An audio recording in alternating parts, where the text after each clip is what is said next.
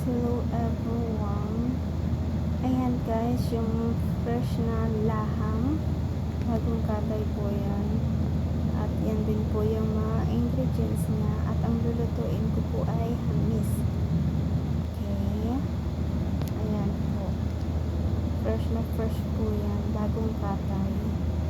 At naghiwa na nga rin po ako ng bell pepper green and bell pepper yellow.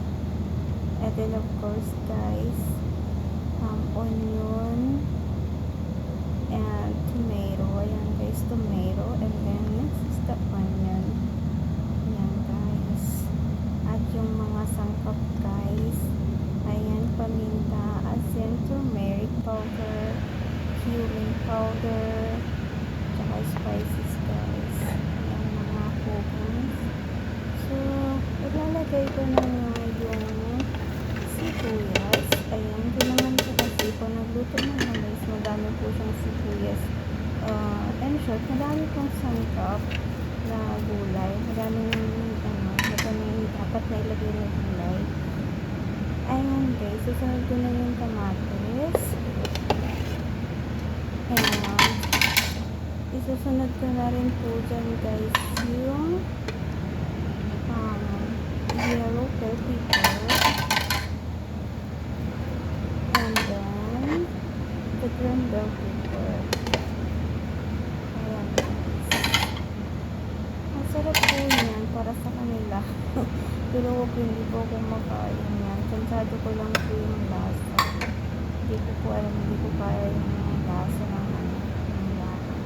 At yung po yung spices guys. Ayan, nalagay ko na rin po.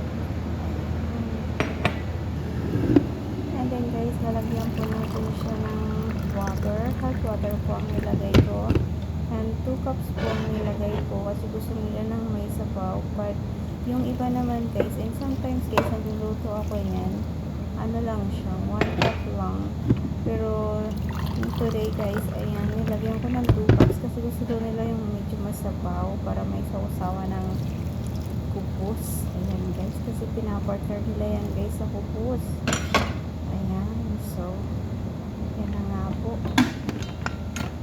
Puno po siya. Ayan, ilalagay natin siya dyan sa baba. At papaantayin na natin ang oil. Then, aantayin po natin 20 minutes na kulo. Pag kumulo-kulo na po siya, papahinaan natin yung apoy niya.